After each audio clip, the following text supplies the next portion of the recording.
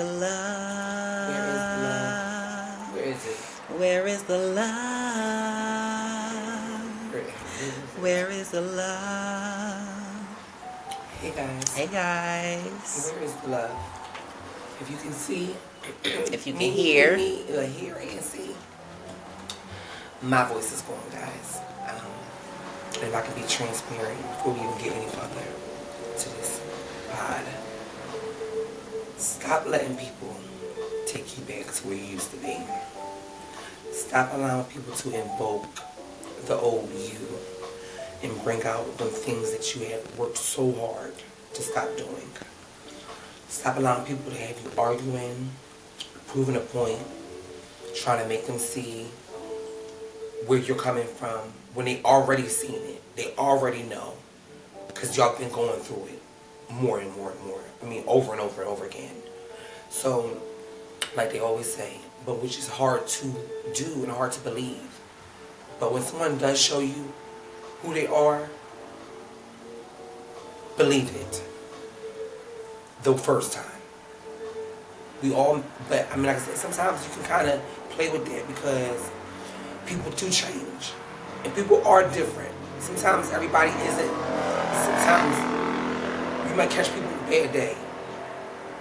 But all in all, in serious situations, real shit, when people do stuff and it's on some serious type time and they act a certain way or show you certain things, believe it. Because that's who they are. And if they don't do the right work to heal and fix themselves in that area, they're not going to change it. So stop wasting your time and your energy. That was for me and you. And you heard it first here on Transparent Energy, because love is and always will be the message. Trying to be. So bear with us. Well, bear with me. Bear with you, Jill. She doesn't have a voice. Her voice has escaped Ariel. her. Call me Ariel. Have you seen the Little Mermaid? Call me Ariel. Yeah, I'm definitely rocking my Ariel with my Ariel today. Fortunately, luckily you didn't lose it to Pride this month. Hey, before we go any further, again, guys, welcome to Transparent Energy with your hostesses with the Mostesses, The lovely Bambi D. and Jordan B. Welcome to our world. We're recording live From 215 We're good silly. in Philly, unfortunately. But I didn't forget. I was going. You might want to go too far. It wasn't going to go too far. But I was going to say it is Pride Month. Right. And cities all over the country are going bat dung crazy, and I guess it's all for a good cause, to each his own. But you guys know how we open up our podcast with our weekly affirmations, because the cast won't be right if we don't feel the energy with positivity. And you know, when we gotta speak it, we speak positive things into the air. The more you speak it, the more you will believe it. And once the more you believe it, you'll be able to see it. So that's the goal. So this week I'll begin. Y'all know I probably already do a lot of bumping my gums, but I'm gonna try not to talk so much this week on the strength of Jordan's voice, because I don't want, you guys know when we get to talking, and the last thing I want her to do is lose the last bit of sound that she has. So I'm gonna open up our affirmations with "We are connected." We are connected. Remember to please take these affirmations as you wish. Let them resonate the way they do for you. And if they don't fit, save them and send them to somebody else. We are lighthearted. We are lighthearted. We are rich in abundance. We are rich in abundance. We are inevitable to ourselves.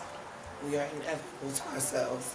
And finally, because love is always the message, like yourself until you love yourself. Like yourself until you love yourself. And mine are, we are resourceful. We are resourceful. We are capable of doing anything. We are capable of doing anything. We are phenomenal. We are phenomenal. And our individuality is our power. And our individuality is our power. Yeah. So that's it, guys, for that. So that's it. Let it resonate. Let you feel how you feel. And we feel it back. Like I said, Pride. This is Pride Month. Just Pride, but let's go back because we. I know. We got this. It is Pride Month, and we just got into Pride Month. We're back like we never left. We haven't been here for a little while, but that's because it's a series of events has transpired, all for the good, because it's new beginnings and things going on with the shifting energies. Things happen, but as I said, as we say, and we're here, we're not going anywhere. I think the first thing we should talk about are, can we first start with Tina? Using Tina? Well, Or do you want to go back that far? Yeah, let's do how we had it planned before. Mm-hmm. We're going to start with our mermaid review, and then we can go into Tina. Okay. So we went to see The Little Mermaid last week. And for me, it was a new and fun, generic fun experience because I didn't watch The Little Mermaid growing up. She wasn't one of my Disney faves or movies to go to. However, I did like Sebastian, and so I thought it was a treat to just go and see it, especially with, I can never say her name. Halle Berry.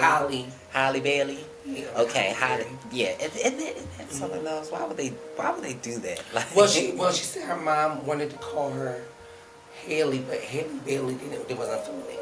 But they wound up calling her Holly because they wanted to kind of go in there. I forgot what she said to the extent of why they called her that. But I think they wanted like an H name or something like that. That's pretty dope. But they said Halle Bailey would have been like too much. So they said Holly. Right. And being as though, she came up around the time Holly was an actress. So I guess the parents was like, yeah, that sounds pretty. That's decent. I mean, I gave it a 10 out of 10 because I didn't have any expectations of the movie. I didn't know where it could have gone wrong. Right. Especially seeing it in 3D. It was cute. Was it cute? I liked the 3D. You did like it? From what you saw? Yeah, from what I saw. Because I did fall asleep a little bit for certain parts. But I still see majority of it, which I thought was good. And I still give it a good 9.5, 10. Of course, because like I said, it was a good movie, and it was just great to see a brown-skinned girl representation as a Little Mermaid, even though so many people has been such up in arms about it. And nowadays with so many remakes, so many new revamps, people are kind of especially it seems like with a lot of classics, they're trying to add black stars to be the main focal characters now, and it seems like a lot of people are not liking it. I think so. But I think it actually fit really well with the movie. The only thing I can say is I think it was too many overly trying to be I think they wanted to put too many representations in here. I get that they wanted to be inclusive to the max, but some of it just wasn't believable to certain things. Come on, You're talking about the mother and the father the and son, the prince. all of that. Even the sisters that Ariel had, it was a range of different ones, which I do understand. Well, that kind of made sense to me. Yeah, I understand. Because you're talking about a father. I think one of her sisters was a little trash. You keep saying that, but that you know Indian what? With that all Indian one looked very questionable. But you know what? It's funny that you said that. Green. In the green? Yeah, the I'm mermaid. gonna have to go look at that. I'm surprised you were awake for that. Girl, I was not sleeping much. She's scary. But I did fall asleep for a little bit, a couple of times, but it was bad.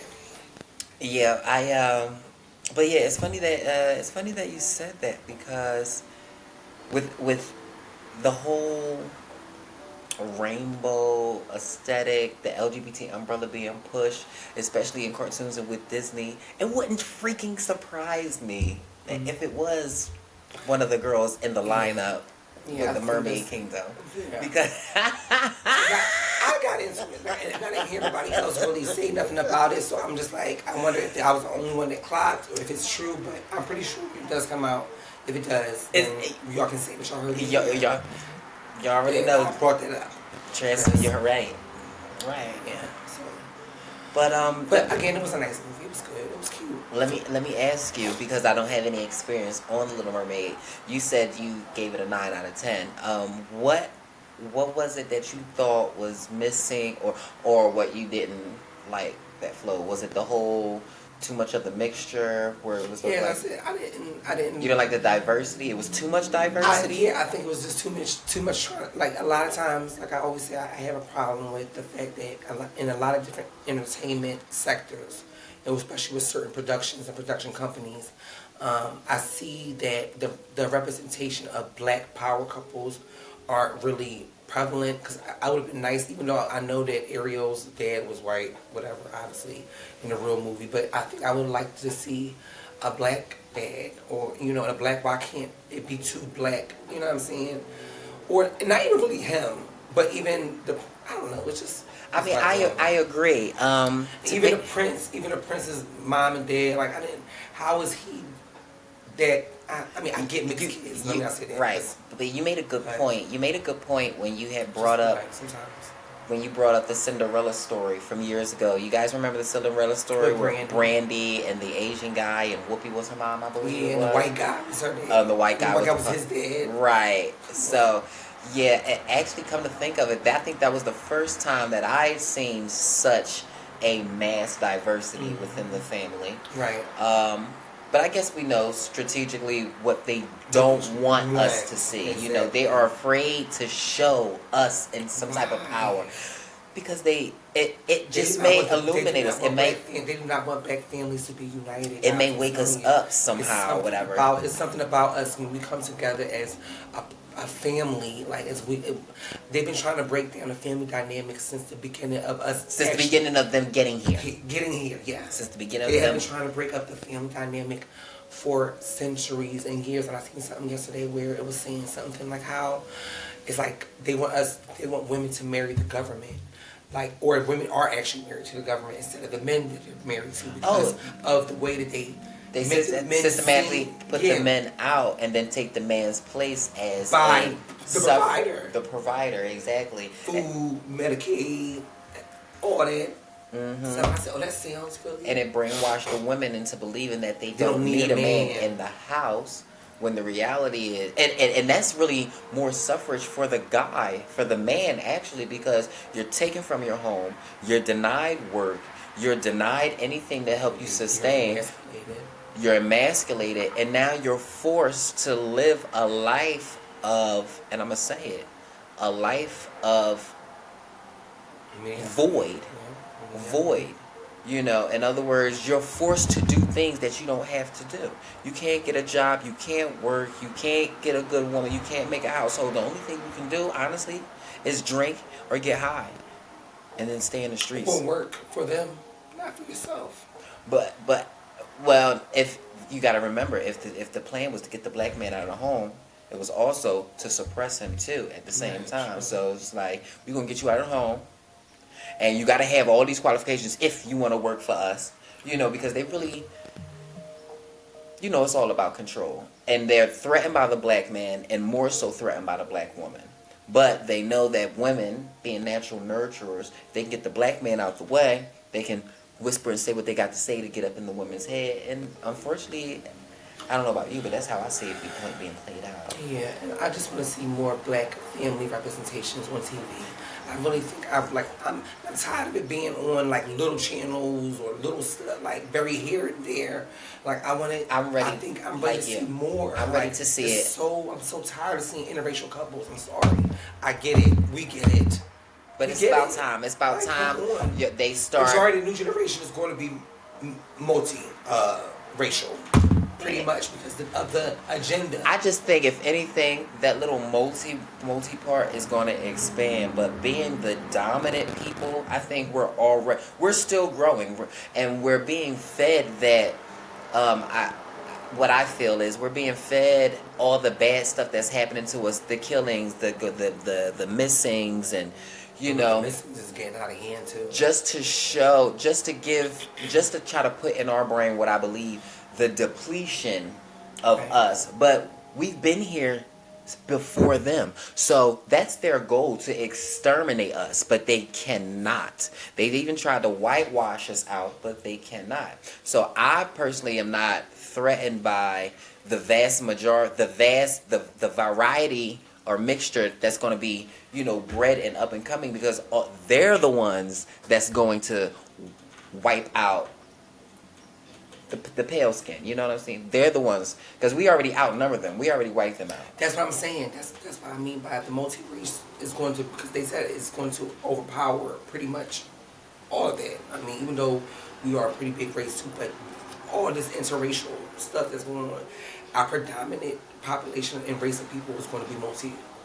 No, it's not. That's what they said, because they want us to believe that we're equal. That remember, it goes back to them knowing our power. They will never tell us we outnumber them. They will say, well, we all mix together and we all make up. Or is this variety and this side is this. They will never tell us that, you know what, it doesn't matter what type of people is created after you. You guys are still number one. That they will never give us that. I'm not taking that from us. But I do believe it's going to be more like interracial people than anything, because it's a lot of it going on now. And like I said, the representation that's where it's at is making people, I guess, and then like you said, they make our people seem so bad for each other that's why we're out looking for, like I said, because every time I get into something with probably someone I'm talking to or in a relationship, I'm always saying that just out of consciously, like, I'm going to another race. I can't do this no more. You know what I'm saying? Like, because that's kind of what we are conditioned to believe, that the other races got it better than our own race. All because of what we are fed. Right, and that's the key. All because of what we're fed. Which is nothing. And what we're seeing. Right, and we're not being fed love about our own people. Right. That's what so that's what make us. That's the only thing I said. I just want to see more black representations. That's how I feel too. I'm ready to see on the movie screen. I want to see Spartans, the real all black people type stuff. You know what I mean? Like, that's what I want to see. All this, like, come on, let's pull the paint off. Yeah, let's pull the paint off, because we're here. We ain't going nowhere. We're here. We're queer. Moving right along to Tina Turner. Yes, mother's no longer rolling on the river, but she just took her last roll in the river.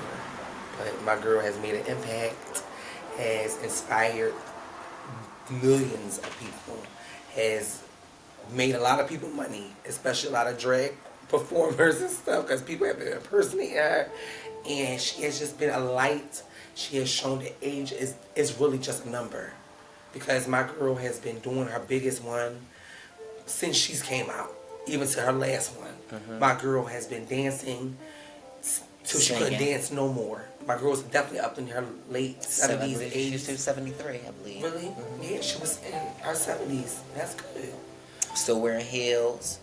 Still rocking out. And they said that she died very peacefully. She died in her home, family. She in died Switzerland. Yep. Okay. She was not a Native American. I wouldn't mind. If I had the option and like my stuff was right a little bit, I wouldn't mind moving out of America. Me too. That was always one of my dreams. I will always move to Florence, Italy. That's my goal one day.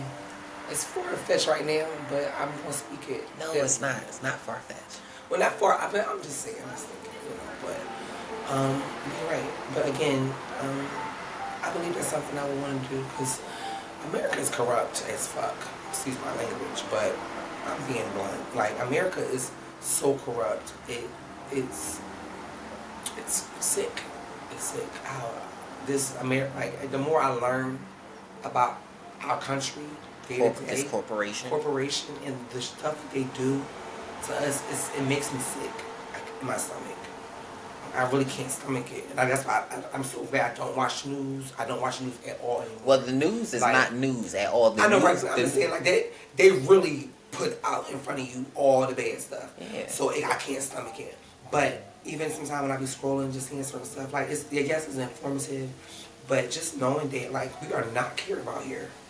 Like, we're not cared about. They do not care about our well-being. They could give 2 SHITs about us, sugar honey iced tea. They don't care. Like, they want us. They're working us. They want us exterminated.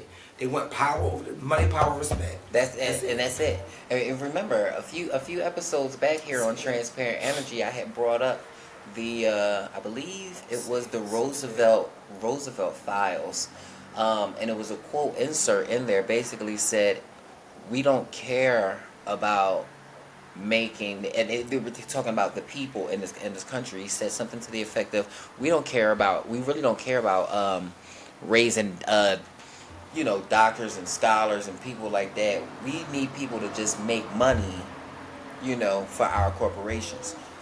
In other words, it's like, okay, if you go ahead and become a doctor and waste, respectfully when I say that, waste all these years basically training to work for them. You know what I'm saying? So it's like you said, this corporation is literally like a dungeon. It's literally like a dungeon. We're being fed. We're not even Tina got out of here. Right? So we're going off subject, but Tina got out of here. Tina got out of here. My girl lived, like I said, just speaking on it, my girl lived a good life. And thank you for being such a big inspiration, Tina, and showing us that age is nothing but a number, and you can still keep going, you can still keep rolling and keep rolling and rolling and rolling, baby, till you can't no more. Okay. And my girl, I have to put out there, she was a Buddhist. She was a Buddhist, and I was coming, and I'm saying this because I want a lot of people to kind of start opening your minds to the truth and reality of whatever you study, whatever you believe in, whatever your calling is from, or whoever you put your soul and source into. I need you to be open-minded and understand that you're not going to get that from one source. You are not going to get that from one place, and you're not going to get that from one book. And I feel like Tina Turner was a prime example of that, because I believe she grew up Baptist, and it takes what I like to feel, a strong person to recognize. A lot of times, especially from a child, when you're being force-fed something, it takes a strong person to recognize, you know what, this isn't for me. And I'm not saying it to hurt you, but I want you to know this is not for me. And I think she was a perfect example of showing that your life is exactly yours, and whatever path that you choose, make sure you just keep an open mind. You know what I mean? Don't just go off of what people say. You know what I mean? Like, don't just go off because somebody say, oh, don't look any further, do this only. And I thought that was amazing, and it kind of shaped the way I think. Like as an adult. I do believe, now don't get me wrong, I do believe that we should be open-minded. I do believe there's a lot of different, because of course there's a lot of different nationalities, and not every nationality, they have their different ways of spirituality and certain things. I believe, for me, there's only one way for me, and I do believe there's different exercises that you can use. But there's only one source. There's only God. Now, everything else is something that's man-made, that came along with it. Like the Bible. The Bible is inspired by things that God gave different writers to write in collaboration. That it was all put together. Well, the Bible was inspired by the Sumerian tablets, which were written on stone, which is a story that's not being told to any people in the world unless you know about it, except for the people who discovered it, which was the Roman Catholic. Right. But, again, like I said, when it comes down to religion, and because all these other things are really religions. All of this is religion. Things that we're taught, and everything is a source. Every religion is only man's way of trying to experience or trying to figure out who God is. Well, religion is control. Yeah, to a certain, yeah. Religion is control. And before there was religion, there was tradition, and a lot of practices are traditions. Only to figure out who the God that we are, that everyone's talking about. Is every religion is only man's way of trying to describe or trying to figure out who God is for them. Right. Every road leads to God. Every road is a man's way in some cases figure out who God is. In some cases, which that's why I emphasize, because I believe in practices, but I'm telling you, like I said, there's for me, right? Like I said, and I can go on, and like I said, this is why we are live for each other, because we kind of go at it with this right here, because I feel my way about it and she feels her way about it, and I always say there's only one way. And there will be and I know, and I goes for everybody though. Right. That one way is for every nationality, race, everything. But what I'm trying to emphasize is yes, there is only one source. The emphasis on getting to that source is what I'm getting across is there are different avenues. Some people choose religion, some people choose tradition, and some people kind of find a way on their own. You hit the thing. Oh, I'm sorry. She hit the thing, y'all. Hold on 1 second.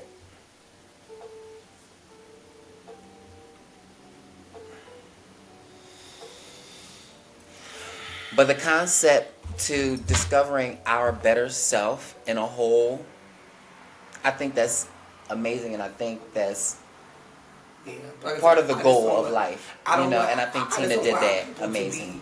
Like I said, and because I believe that our people, because I think one thing that I have learned, especially experiencing, and we're not going to talk about the subject too long, because we're talking about another one, but I'm just going to finish it real quick.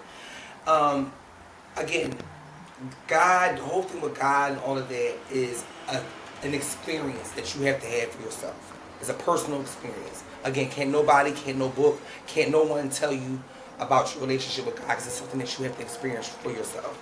But I do believe in the world that we live in that due to especially a lot of the oppression and the slavery and the things that have happened due to the white man using and deconstructing the word of God and making it their own to enslave a group of people has made people neglect God to such an extent where they think that everything, y'all only believe in the Bible because the white man, that's all I hear. I don't like when I think about the excuses people use to not get close to God, it's always slavery. And that excuse, I can't at this point in my life. Well, that may be part of your practice, because I can't. Wait, let me finish. I can't stomach that, because that's the only reason why you don't believe in God, because of what a white man. And it's literally said, and it's literally shown that white men literally took a Bible, took out the liberating passages, took it out, and put together a book for themselves called the Slave Bible that they used to enslave our people. It was not the real word of God. I mean, the real word of God goes all the way back to Ethiopia before any of these times. The original Bible is an Ethiopian language. That's the real Bible. Black people. So we gotta stop. Like I said, I want everybody to get their own, but I want y'all to stop the slavery theory for the reason why you don't want to get close to God. Because that's what the devil is using against our people to keep them from being really liberated. Because God is the real liberator. Jesus Christ is the real liberator. And like I said, I'm going to stand on that. I don't care what nobody say. But what I won't do is keep allowing people to use the excuse of slavery as the reason why they don't want to get close. But let me finish. Wait a minute. Because I'm not done. Because that's what people use. If there's no other excuse that I hear more than the Bible was used during slavery time and it was forced. That's why people don't believe in God.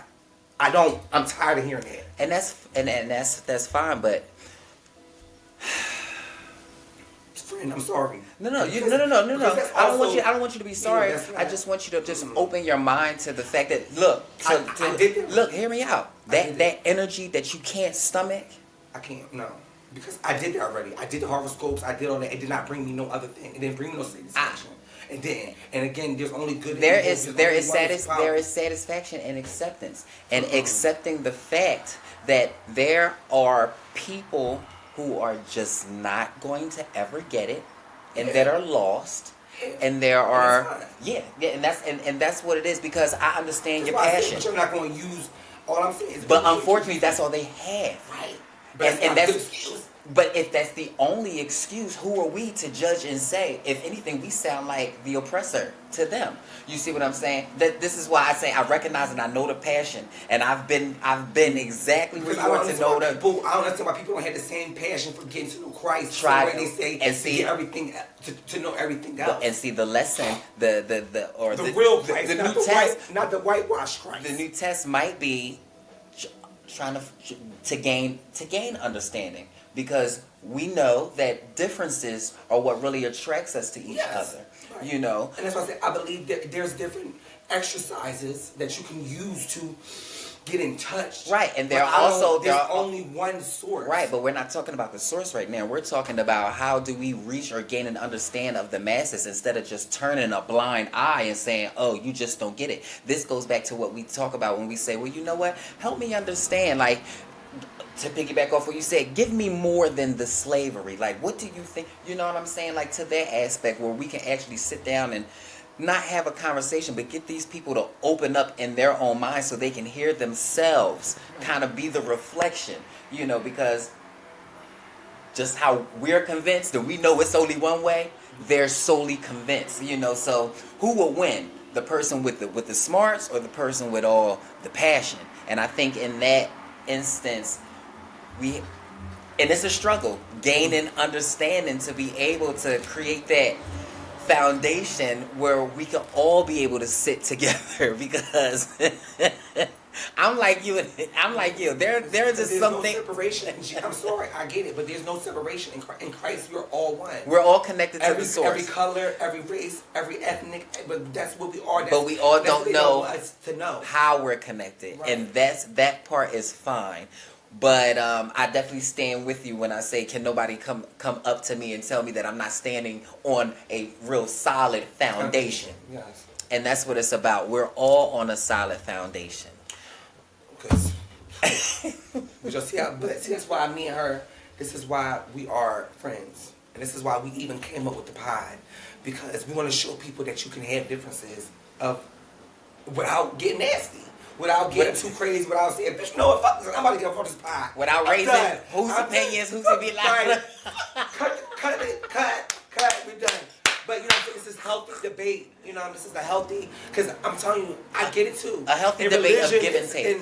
And just spirituality is something that so many people can talk about. Goosebumps. I see them. It's something that so many people can talk about for days. It's such a good, it is healthy, yes, conductive, and productive conversation. Yes. Look, differences are not your enemies. Yes, that's what makes y'all who we are. You know, it's over. But practice makes perfect, because you can't just come up to anybody. Even me to this day, like, I still struggle. Like, I was just became passionate with somebody the other day because they were saying something that I totally disagreed with. Mm-hmm. You know, and I had to catch myself in that moment, because a lot of us mistaken passion for aggression. Yes.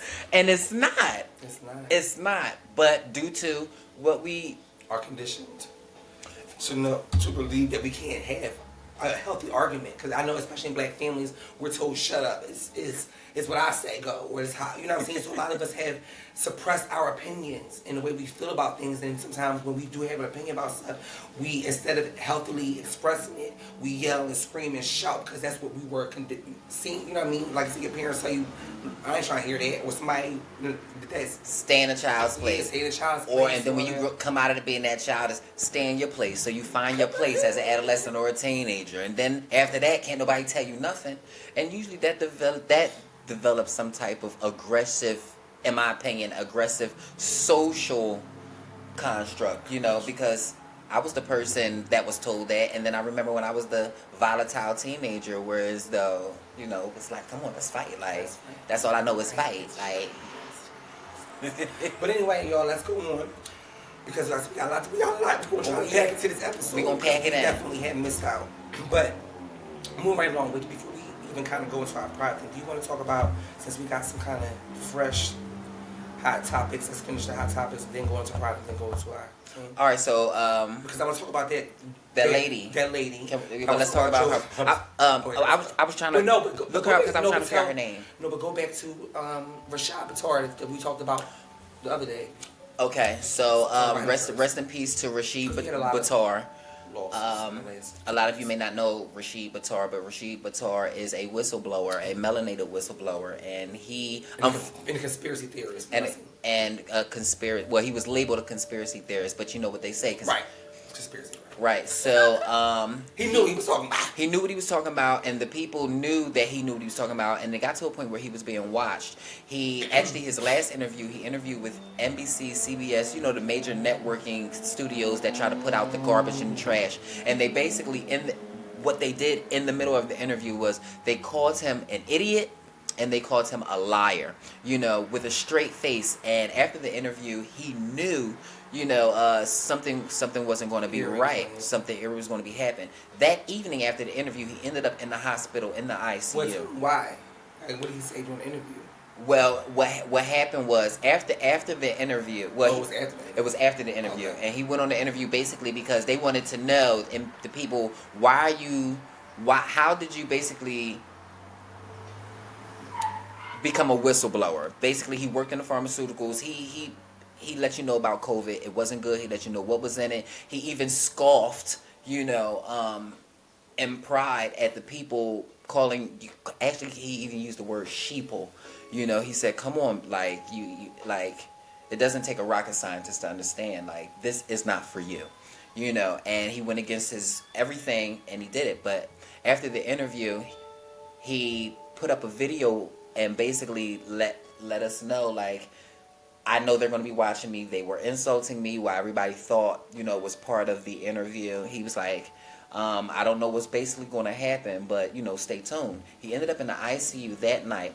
When he awoke the next day, this makes it the second day after the interview, he had found out that somebody had poisoned him or injected him somehow, whether he drank. They didn't say how he got it, but maybe he drank it or something. But it was equivalent to 3 booster shots of the COVID medicine that basically could have killed him right on the spot, but it didn't. And after he got out, kind of wanted him to suffer a little bit. Say it again? I guess they kind of wanted him like to suffer with it, like as he was passing, they kind of wanted him to feel it, right, and suffer. Right. I was saying, like, that could have been a hell of a warning, or if it was supposed to take you out. He was like passing slowly, like. But he got out of that. He got out of the ICU, and he immediately did a video saying he had been poisoned. He believes he knew who it was, and he is not suicidal. He is not taking any type of medication. And if he ends up dead, then NBC and, you know, all the people in powers had something to do with it. I think he died the next day. Died. He didn't just die, just finito. But you know what? If I may piggyback, there has been a lot of mysterious deaths with uncovering things. There was a guy named Matt something, but he was on the highway and he recorded a giant and on the horizon. I seen that. Okay, he ended up missing after he was forced. And what they say, allegedly, he was forced to do a video. They were in his house, and he was doing the video basically saying he recorded it was fake, but he kept doing this, indicating that he was looking at someone. Mm-hmm. Then he had posted another video about 3 o'clock in the morning of people in a black SUV leaving his property. Next thing you know, he was gone. They're snatching the kids. They are. In Cleveland, they said that it has been a mass amount of kids missing. As far as they know, in the first 2 weeks of May. 2 weeks of May, it's like 27 kids aging from 12 to 17 have been missing. In Philadelphia, has been kids missing, black kids. And like I said, they're not just regular kids, they're black kids. Yeah, they're black kids. And you know, this is giving me, it's got me chills. This is giving me, like how we remember we was putting the fear, but not putting the contrast between America and Egypt and what is like how we are. And remember Herod back in the day was trying to kill the who first. He thought, because remember the devil can't. The devil does not know. See, the devil doesn't have as much power as we think. One thing and stuff like this is there's voices and there's a king coming. And see, just like how back in them days, Herod was trying to kill the king. Okay, so that's why he got an order for all firstborn males to be killed. Okay, so they could try to get, but they could never find them. That's why Moses was swept away in the river. That's why the mother put Moses in the river, and Moses was found by the Egyptian princess, well, the mother who made him. That's how he became a part of the Egyptian family, or whatever the case may be. But the reason why he did was because his mother had put him on the river during this time that Herod wanted to basically kill. Mm-hmm. This is given around this kind of time. Like, it's so much going on with our kids. Well, they are weird. Well, they like the younger blood is supposed to be the most pure, powerful. You know, it's just so funny when I learned that story. I loved it because a great important fact. One thing that that they leave out was the fact that we are the people. And just when you think about Moses' mother putting him in a wreath and sending him down the river, and him being in a basket, being picked up by strangers to basically take and raise him. And she didn't know where the baby was. She didn't know where, but this was the beauty part for me. She was able, because they still never found him.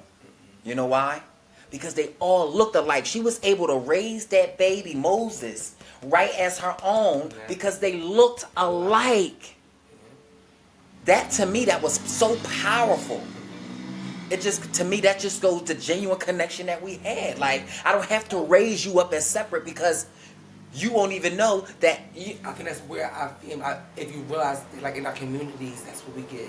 That's why they don't want our community. That's why they want our communities to be tainted. Tainted, because when we really love, when black people really, we care and we connect. That cousin shit. Like Big Mama, and all, like, the women in the neighborhood, that all the people used to just come, like, they don't want us. They don't want us. There's something powerful about when we come together and look, love is the message. Love is the only frequency more powerful than hate. Yes. And they know when we come together, that's what we give. And we know it's in us because it comes from within. Just think, look, I was the teenager to not be afraid to walk up on people's, hey cousin. That came from somewhere. You feel me? Just think about it. We don't just call, my first cousins wasn't even my real family. Where does that come from? Natural love. We naturally are connected. We are connected, but to me that was just a big key. I remember reading that story over and over, and it hit me like, I believe it's so many, like I said. She found a black baby, raised him with her black baby, and they were raised as brothers. There's so many contrasts to, I'm telling you, that's why I be. But when you see the story written on paper. Because I believe they were definitely, like we said, we're living in modern day Egypt, Babylon, all that. All that in one. All that in one. It's bad, yo. Can I say something really quick? Last night, I don't know if anybody said it, but I posted it. I believe in the planet Nibiru. I believe we do have 2 suns in the solar system, in our sky. There's so many planets and moons, so you probably not. I believe that. Last night, June 6, 2023, here in Philadelphia, the planet was seen, the red planet. I recorded it and I posted it. I seen it yesterday evening before the sun went down. It was red. I said it's not the sun. Unfortunately, I have a poor phone camera quality, but it was red, and it was so red, and I knew what I was seeing in my soul, that when the nighttime came and I seen the moon was red, I knew it was the same thing. It wasn't the sun, it wasn't the moon, there is thing, but it goes back to them not telling us, what's really going on. We know a lot of stuff. But like you said, we live in those. This is no longer the end of days. We live in those days. Yeah, we live those times. Just how you say in the seconds. In the seconds. I believe this is Babylon. I believe this is Gilgamesh. I believe this is Egypt. I believe this is capturing the people. When I hear Moses say, "Let my people go," I can only think about them kids. Let them kids go. Let them babies go. Did you hear about the girl who escaped? It didn't get any new airtime really quick. A girl basically escaped from the underground dungeons or whatever. She was in April 4th, 2023. She came through a manhole in Connecticut near the airport. and the last thing she remembered was going to a party, going to a hotel, and going to sleep. Woke up and there were men in the hotel, and they took her wherever they went. She told the police when they found her in the manhole, I believe it was 7 months or so later or whatever, because when you're underground you don't know time or whatever, and she said they kept her drugged up. But police investigators will not give up an answer, but they said the case was not far-fetched. In the hotel, and it got me really freaking just thinking, my girls, be careful. My girls that like to go on tour, be careful. They found trap doors in several hotels across this country. And you wouldn't know it's a trap door in the hotel because it's covering it. It's covering, and it's right in the floor, and it's usually in the bathroom or in the closet. That freaked me out. Mm-hmm. I believe it. And that made me think of the Kanika Jenkins story because there's so much stuff going on in America, but it's coming out. It's coming out, and it's coming out fast with no warning. We didn't get any warning because we weren't educated on it. Yeah, so much things being exposed, guys.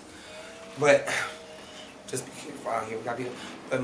But again, moving right along to the story because I'm kind of glad that we didn't record because we got a little couple of things. But this lady, how this is just a story to how prevalent racism is and just white supremacy. This black mother of 4 lived in a neighborhood. I forgot exactly where this is at. I'm sorry. I believe it was in Texas. I don't think it was in Texas. I'm sorry. I was looking up where it's a mother of 4. Mm-hmm. Go ahead and talk about it. Okay. Long story short, she was having a problem. She lived in a neighborhood where another white supremacist family, and I think just a racist neighborhood, period, or whatever. She was like, I don't think she was the only black family, but she was definitely one of them. Long story short, they had a neighbor whose family used to harass and like do all kind of things to her and her family. It was in Florida. It was in Florida. The neighbors supposedly had stole the child's, what was it? iPad or something. Yeah, it was the child's iPad. And she knew who it was, so she went over to the house to go get the iPad. Because the child left it over there. Oh, the child left it over there? Yeah, left it. Okay. Well, tell me what you heard.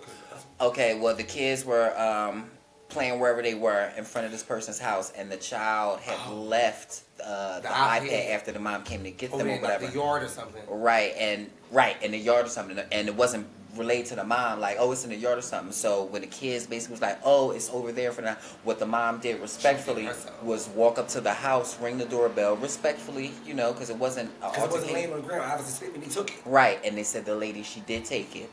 And she went in the house, and unfortunately, after the mother rang the bell, she fired a shot from the other side of the door without even opening the door. What? Without even opening the door, she shot and killed the mom. Which made this is like the third story outwardly that we've heard of. Because the last 2 times it was 2 kids. The last shootings that happened was kids walking up to. Go back and watch our episodes. Elderly white guy doors, white men. Shot the little boy. This was the first time it was a woman this time. Because the last 2 times it was men. Right. And a kid. It was a man. It was men. It was older white men and young kids. And now this time it's an older white woman that shot another middle-aged black woman, like probably in her late 30s or 40s, over her coming to retrieve her child's iPad. Or as far as the woman concerned, she came over here to do something to her. I wouldn't even say that. I would say another black woman walking up on my lawn, walking up to my door. That's how you think she thought of it? I believe I know that's exactly how she thought of it, because anytime you don't open the door, they get that from us. We looking out the window. We already know who coming. How y'all so scared of us? And we aren't the diabolical ones. They already know. Had the history. Yeah, our hoods are these war zones because of what y'all have planted in them. See, fact that the history that y'all get is not from our people. No. And see, that's why they're so afraid, because see, they're not dumb. They can play blind to what they see they've done to us, but their fear is real, and I recognize where it comes from, because I know we're connected. I know they have the thought, and it's probably the thought that they all share, that when these niggas get together and really come together, that's the fear.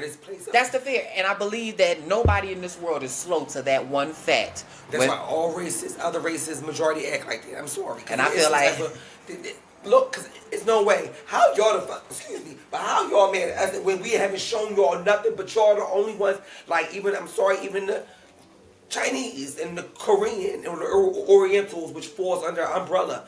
We welcomed you in. We welcomed all of you in. Did you see the thing where it showed that the U.S., that China owned 365,000 acres in the Union? And we don't own nothing over there. Absolutely. Just like how their people can come over here and get $10,000 loans. If we went over there, what? We're getting... No, tell me what happened if we went over to certain... I mean, even though it's not... But yeah. But you know what? It's really messed up because it's really this country. Because it's really this country. Because another fact that I learned was when people try to come into the country, when they try to do their visas and everything, they specifically have a class. And correct me if I'm wrong, because I know I'm not. They have a class on African American. And African Americans, before you come into this country, are labeled as bad people. You don't want to be with the African Americans. That's how they have it on. Girl, I could not believe. And when I say it came together, that's exactly why when you meet Africans or your Nigerians that freshly come over to the country or whatever, and they're not warm, your Asians, they're not warm, they're not nasty. Look, nobody is born nasty, and I don't care what anybody says because the highest vibration is love. The highest frequency is love. That's what we're taught. You know, we're taught hate. So next agenda. Yes, God. But they are taught to hate African American. And in the 1940s, who did Jesse Jackson and Reverend Al Sharpton be the poster faces to accept the title of African American? So now you have a face and you have a name to put on a placard and say, this is a no-no for anybody else coming into the country of the free or the country of the milk and honey. Everything's good except that. And I think that, to me, it just makes a lot of sense why people hate or oppress us, because they are taught and taught and led, not more so by the mother or the father, you know, but in a world religious kind of way. The damn it's just ridiculous. It sucks. And America has got but I believe America is gonna get what they deserve coming. A lot of us might be caught in the crossfire a little bit with some of this stuff, but I believe it's because America needs to get it coming. And it's with a lot of the stuff that they've been doing. Like I said, when there's so many people that need help in our own back door, and we sending billions and trillions of dollars to other places, let other places come in here and infiltrate our own camp. Like, we deserve to get what we gonna get at this point. I just feel kind of like, oh man, bitch, we need to get it. We need it all. We need it. We need it all. And I think the first thing we need to do is, made it so sweet for people to come in here and get us and shit on us. Yes, but we can't literally shit on us and do none of this stuff in here. But that's because we're so full of, and I'm gonna be honest, we're so full of shit.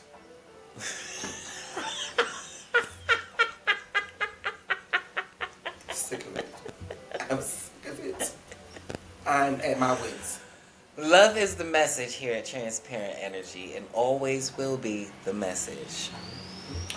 Well, moving right along, let's also talk about how our president, let's talk about how our goofy president Babylon falls on graduation, on some graduation stage, when people at graduation. Joe Biden, I'm sick of you. What are you doing? I am sick of you.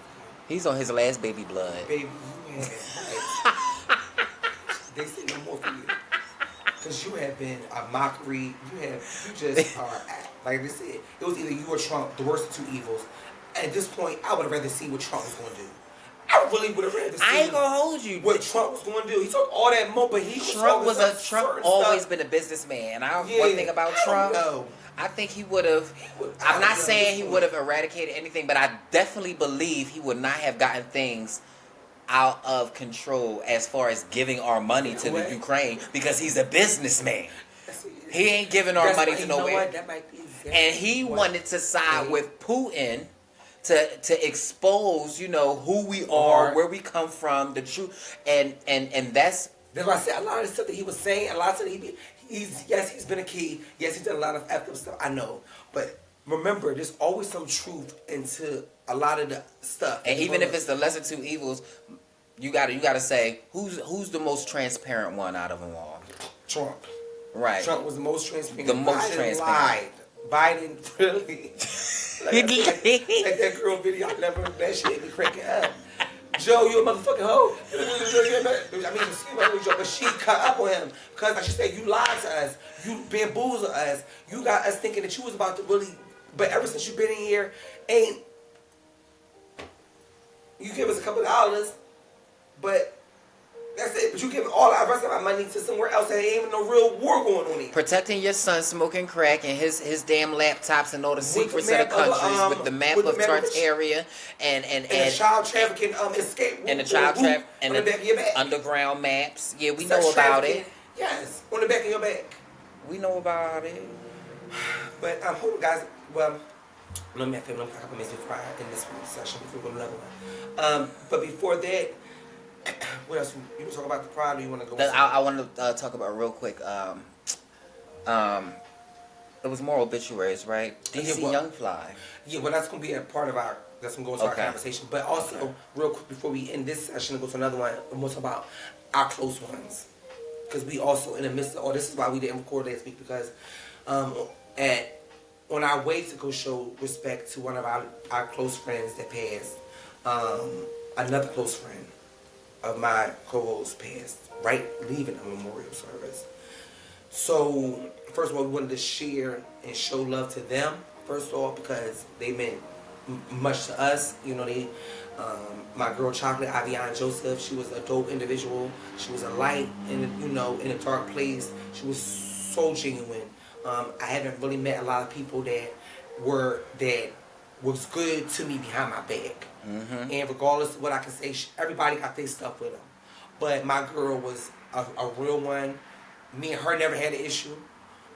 She was always love and respect. And I love you, Chark, forever for that. And I'll never forget the impression that you had on me and the stuff that you done. And always, like I said, we haven't done a lot. But the love that we have shown from the times that we've shown it. It's definitely real. It was real. And I thank you for sharing moments with me that I'll never forget, and being such a dope person to me. Love you for that. I love you so much, Chalk. Rest in peace, Chalk. Rest in peace to my friend Mark. Yes. And that's all I'm gonna say about that, because my sister told me death is imminent, inevitable. She said death is inevitable. She's like, but so are you. She's like, so in times where it's just. She said, you're no longer in that life where it's you and you're back against the wall. Mm-hmm. She said, you have come so far from that. It's you against your own self. Yeah. So pat yourself on the back and pick yourself up and carry yourself along the way. You know, and that's what I'm doing. That's what I'm doing. And I said, we wanted to show them love, and like I said, their memories will live on. And I said, if anyone is dealing with bereavement, I said, we can't tell you that it's going to get better. I'm not that selfish to tell you that. Because at the end of the day, you're going to feel what you want to feel. But if your head is down, I pray that God just gives you strength daily to get through each day. And to remember the good times. Always hold on to the good memories.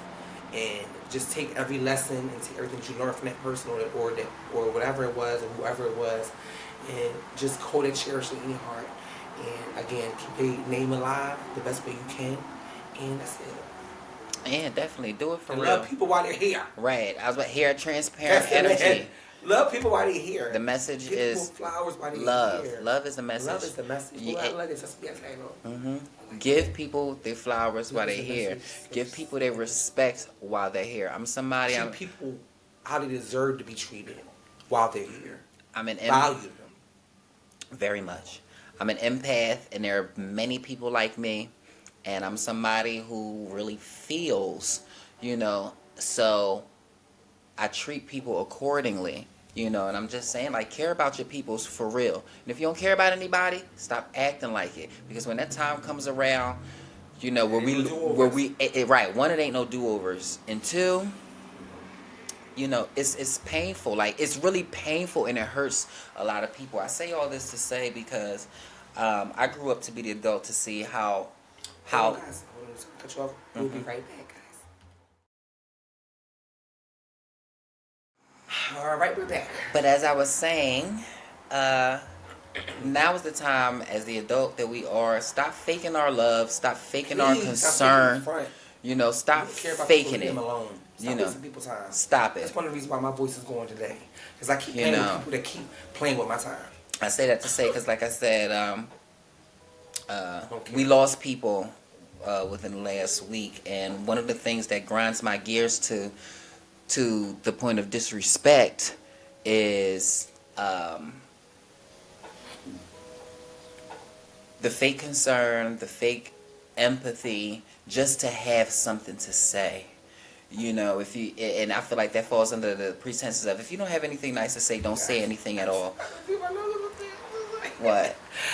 I swear, it was right here. I'm like, sorry, I see it. She has no energy. Death is not a trend. Your life is not a trend. I say that to say, yes, love is always and will be the message, but it's not enough real love out here. It's not enough compassion. We don't have compassion for each other, and the more you force your compassion, the more uncomfortable it is for people like me. Because I can see that you're not living your best life.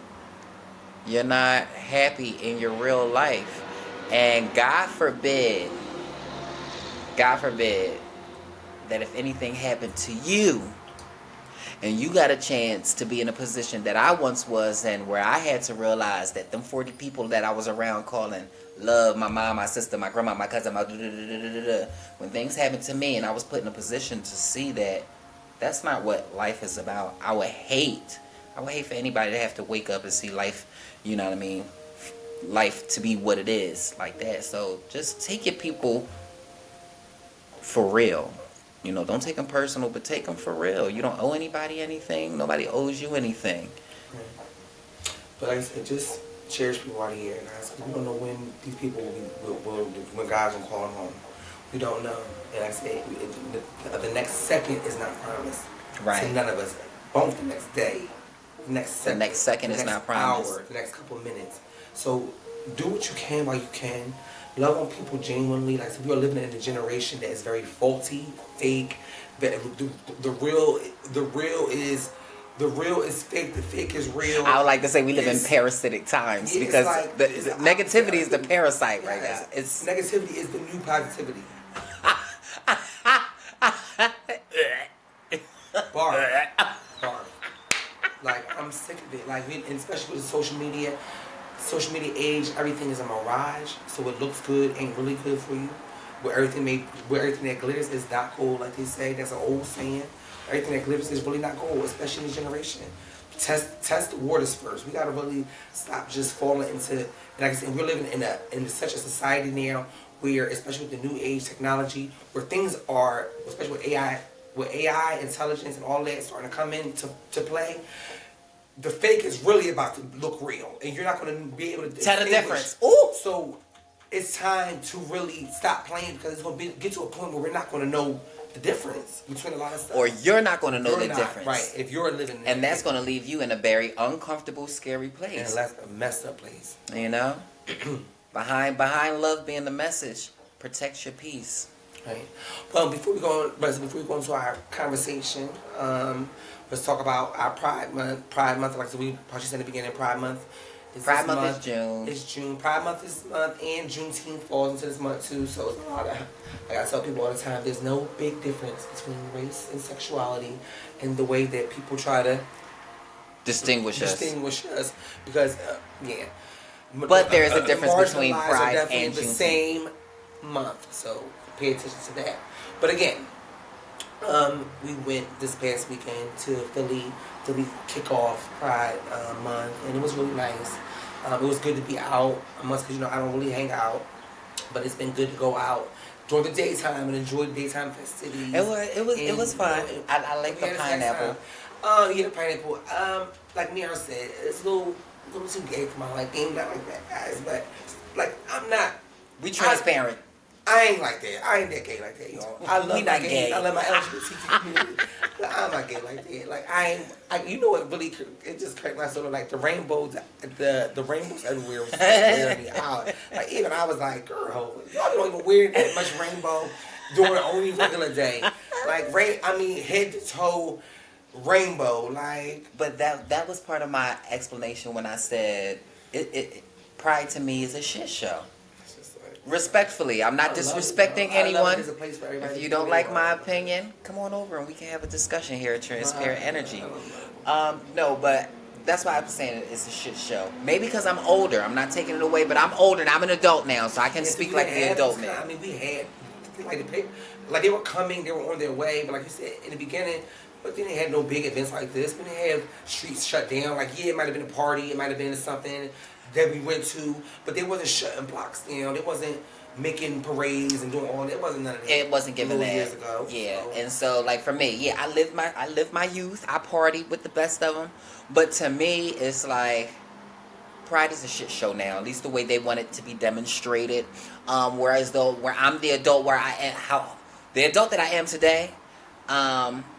Respectfully, I could have did without walking around the streets in the party eating a pineapple. You know. Now, if you'd have told me that, if you'd have told me that a hotel was having maybe a gala or a luncheon or something, and maybe I don't know because I'm not really too connected. She's my resource right here for connections. But both of us.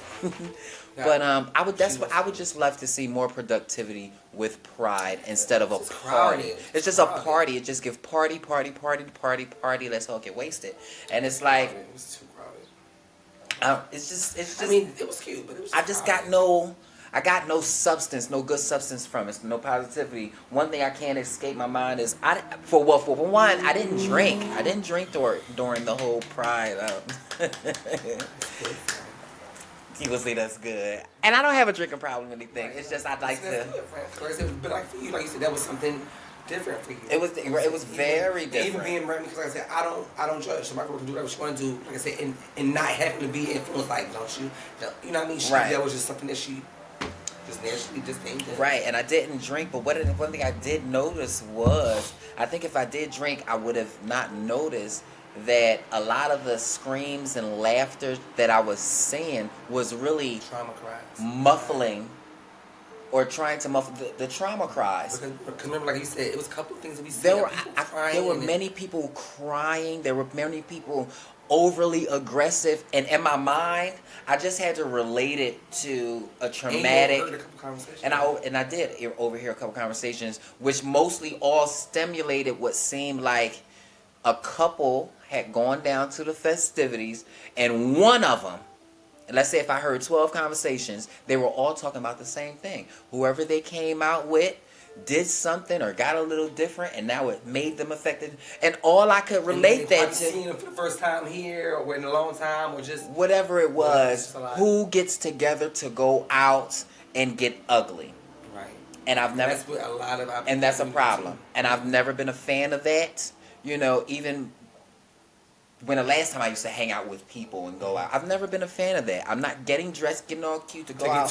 To get tore up. Meaning I'm not going out to fight. Or do the tearing. I'm not going out to do the tearing. I'm just...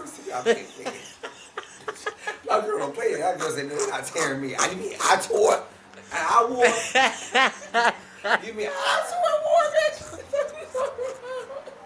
Ain't nobody tearing and wearing me. But you feel what I'm saying? And it was so much going on that it got to the point where I was actually honing in on a couple conversations, like, just to be sure, like, this is exactly what I don't like. I don't stand for this. Like, and I'm ready to argue with them, like, girl, you came out here like, you came out here to do that, right? All these people, y'all gonna go home later, like, but those are the traumatic bonds that we have, and it's crazy when you're working out of it, when you're going through your healing process, it becomes so clear. Like, I didn't know any of them people, but I knew that situation. I knew why they was crying, and you want to muffle it with pride. That's a problem. That's a problem. That's right. I love the muffler with pride. and that is the agenda that's being pushed. They're muffling pedophilia with pride. Whoa! Or hiding it through pride. Or Yeah. trying to make it seem like Because when you muffle something, that's what they doing.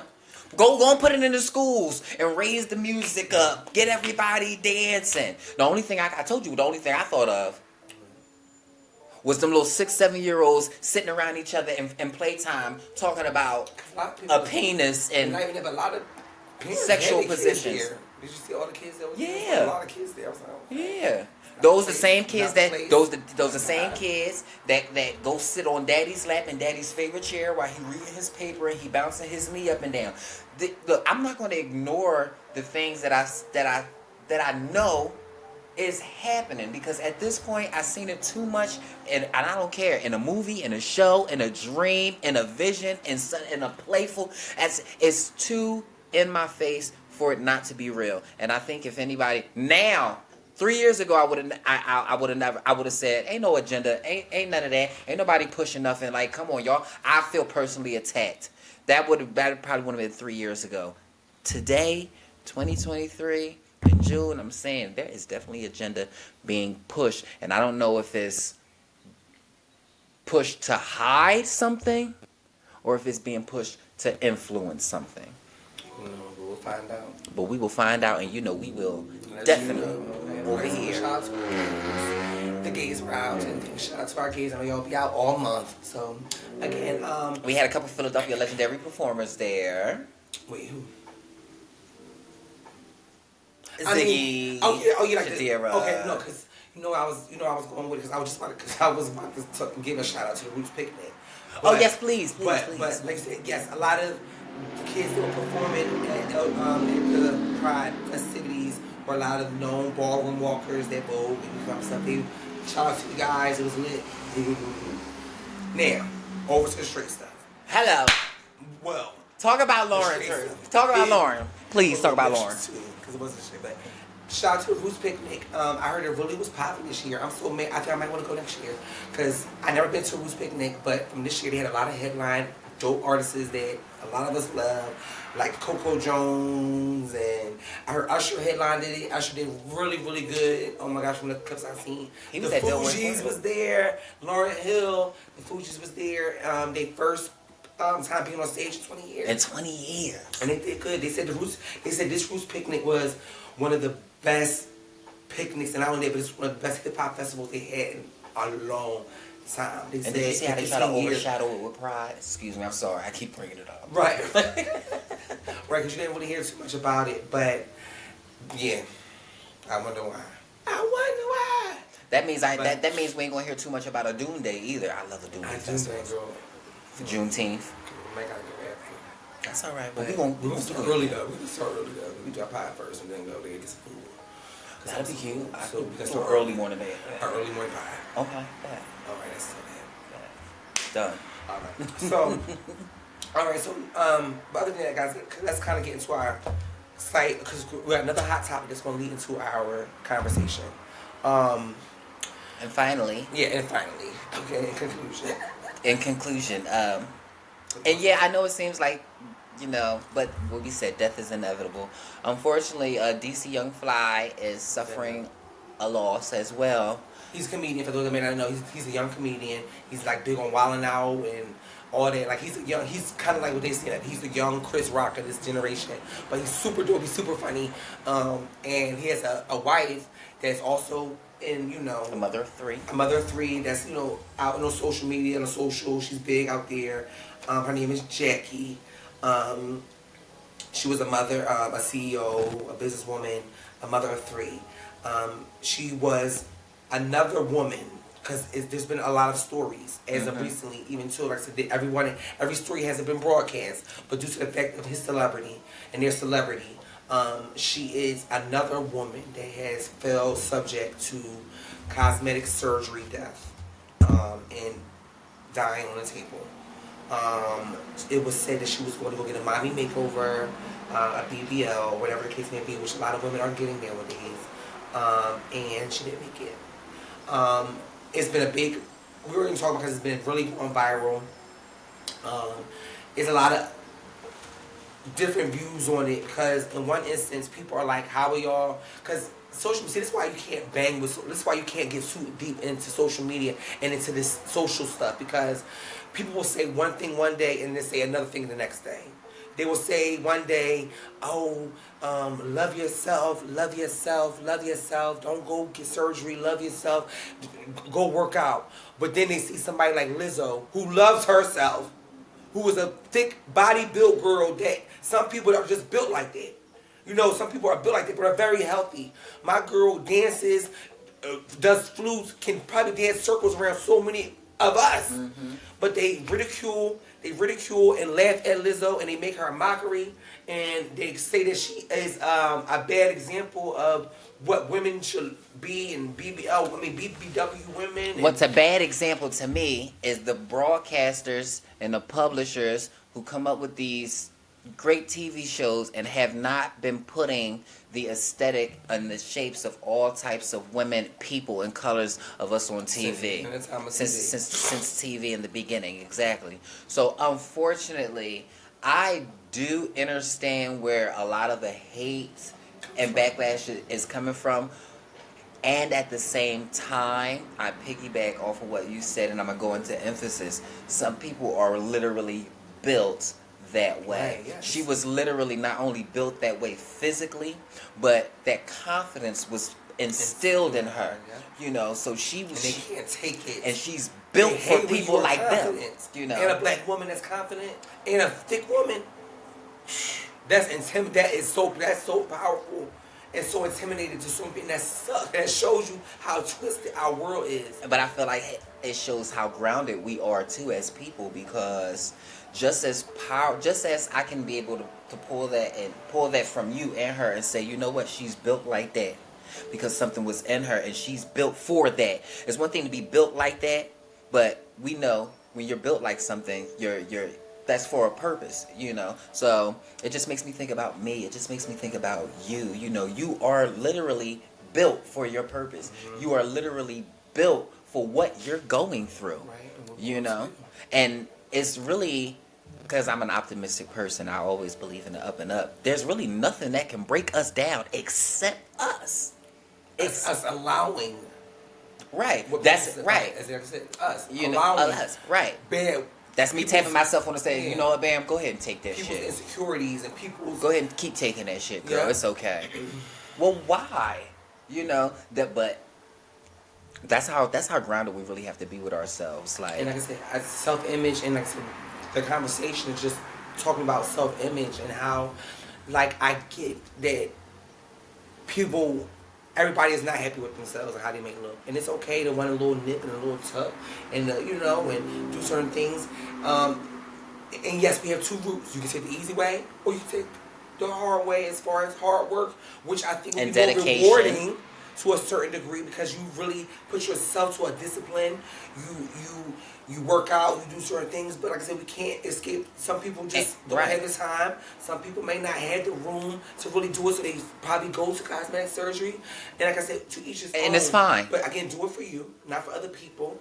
But at the same time, we have to learn how to really go back to loving the core of us. Keyword real. Like, I think we at this social media age too, and what we see other people have and see other people doing, and again, like how we said, for a lot of women nowadays that are into this BBL culture and a lot of the women have been influenced by trans culture and trans women, and again, it fitted for us during that time that the women were doing it. Okay. You know, when it was the silicone, and again, trans women, for those that don't know, trans women had to kind of build that aesthetic for the work that we were into. I get it. Which I had to allure, but listen, they had to allure the certain people that we were trying to attract to get the money that we wanted. But again, don't think that every woman wanted it or needed it or wanted to be it.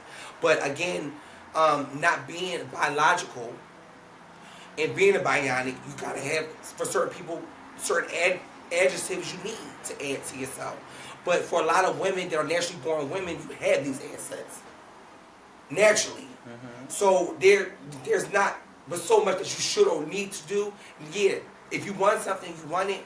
But again, if you want to be really technical, if you really just be disciplined and be hardworking and take your dedication, learn some dedication, you can achieve all of all this. that stuff you spending thousands of dollars on. Right. I think, but like you said, I think it all ties into the whole AI thing to the point where we're not even seeing, and I say we because here at Transparent Energy, we're no different than you. We are connected. We are one and the same.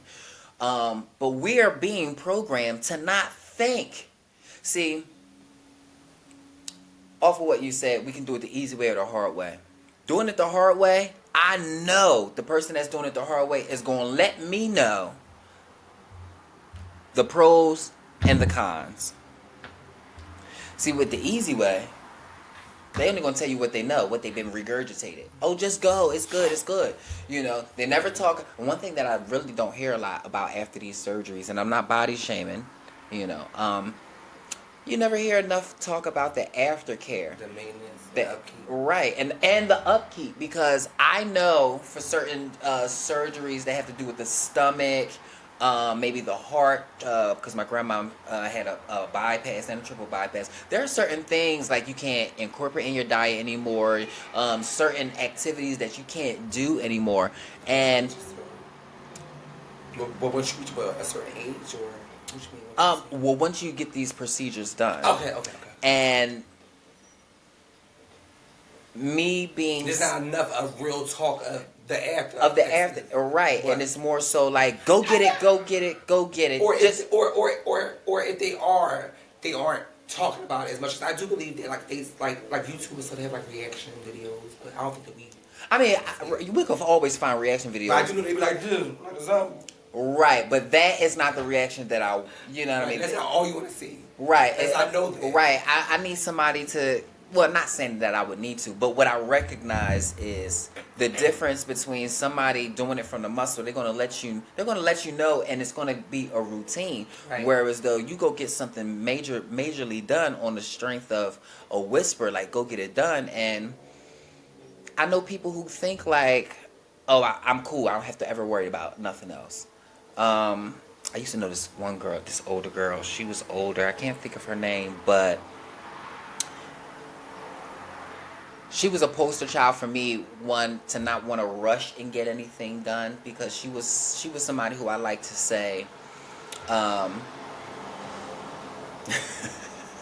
respectfully, and if you know anybody, you just do whatever. But she was somebody that I like to say, like, you ever knew somebody who was like, you're not that, but you think you are because you went and got this done. Mm-hmm. I'm gonna be brash. I know some girls who are not girls. You know, mentally they're guys, but they look the part. But it's all competition. It's all about who got what first and who did this first instead of. But yeah, but more so in the sense of, it's great you got it done.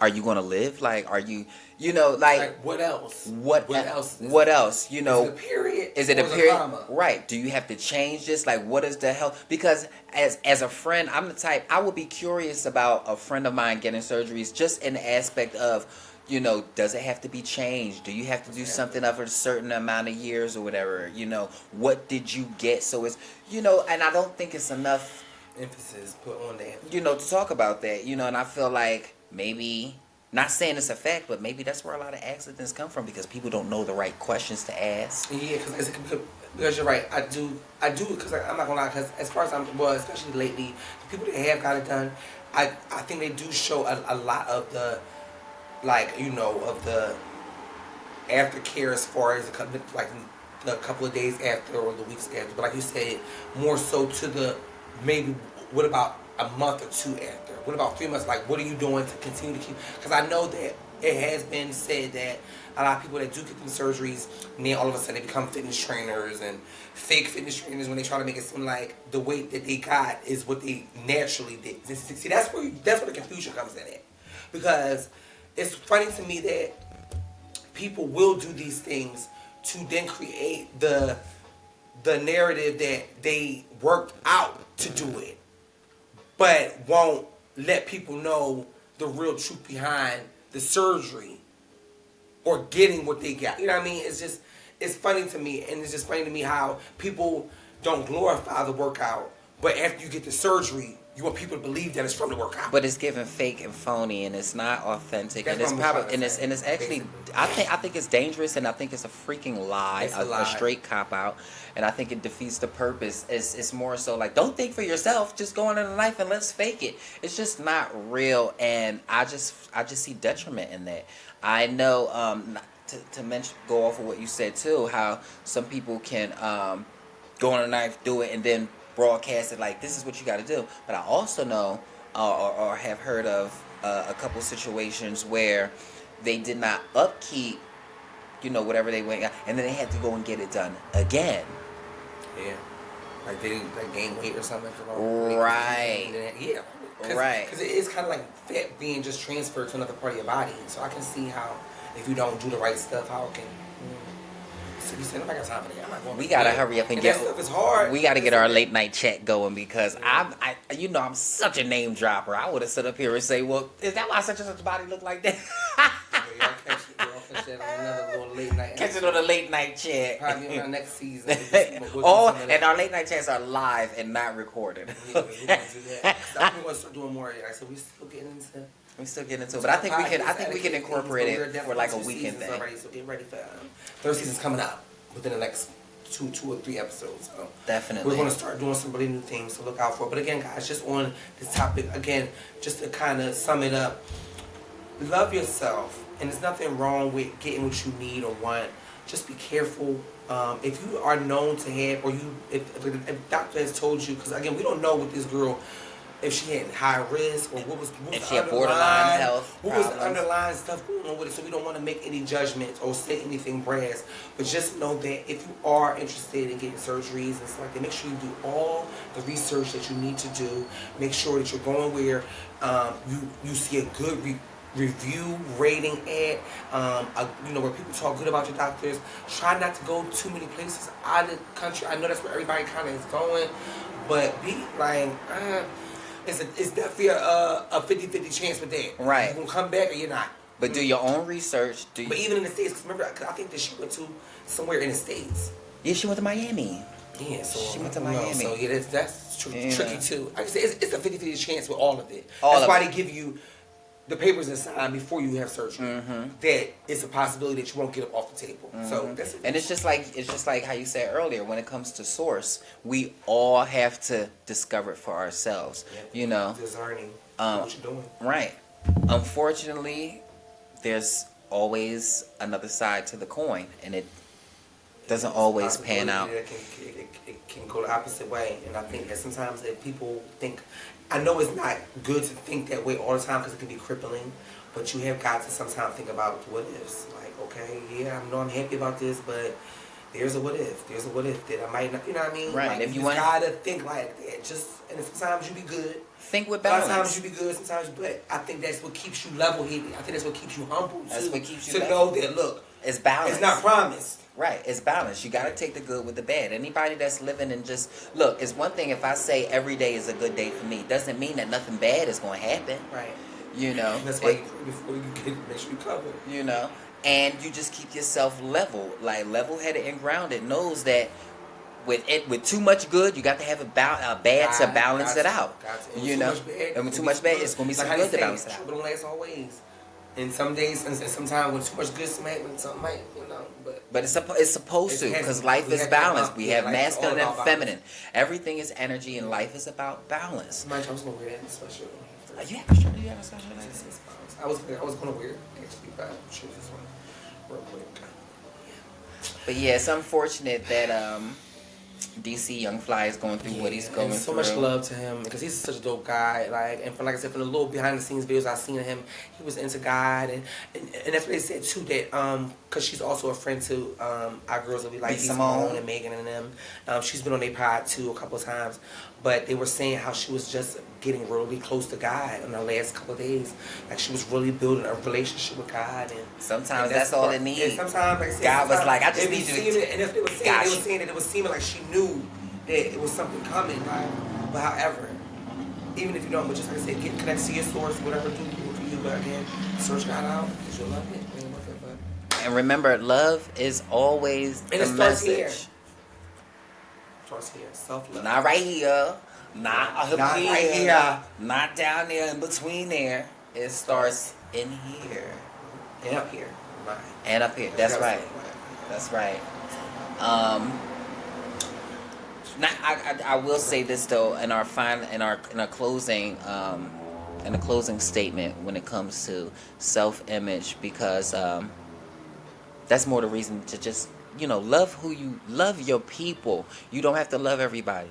You don't have to be fake with everybody either, but love your people. This Jacqueline, she left behind 3 kids and a husband, and it's very sad. So I want to say, remember this: it is not who you are that holds you back. It's who you think you're not. And it goes back to what you said, Jackie. Just a little bit of research that I've seen, she wasn't your video vixen. She wasn't like an Instagram model. She wasn't any of that. I assume she knew who she was, and she was very comfortable with what she was. And it's just so funny that you said she was just starting to get into God, because maybe God knew this, that this was her plan to, take a chance and do something. It's who you keep telling yourself you're not, and, in that moment, she made a conscious decision and said, you know what, I'm not going to be uncomfortable. I'm going to just go ahead and do what I want to do. And that's fine, and that's great. But I just want everybody to just take a moment and just think about who you love, or if you even love anybody, and just leave it at that. Well, guys, we're done. That's a wrap. And that's a wrap. That is a wrap. Until next time, man. Until next time. I did want to say this. Let me slide this in there real quick. Nick Cannon beat the system, right? What? Nick Cannon. So apparently he never has to pay child support because he has more than 10 kids. So smart. Smart. I think that's... I'm sorry, but he's smart. That... It sucks, but he's smart. You don't pay no child support. And if I knew that was a plan the whole time, it just goes to show. But he gives me that he is a guy that will, even though that's still kind of hard to kind of. But like I said, we don't know. He might got it under control. To his best ability. Well, at least he got enough money to support them all. And he definitely has them under control if the government don't want to step in and say, we don't want that money. Right, we don't want that money. We don't want that money. But Nick Cannon is doing big things. And one thing I do love about Nick Cannon, and we're going to close, especially what he's doing Wild 'N Out, is the exclusivity that he is giving. The inclusivity, right? Exclusivity, yeah. That the trans, the gay, the black, the white, the inclusivity. The inclusivity that he's just bringing to his show, because that's making other shows now want to. He started this a little bit, and I love it. I love that. And just keep doing your thing, Nick. And send me a picture of Monroe and Morocco. She's fierce. Bye, guys.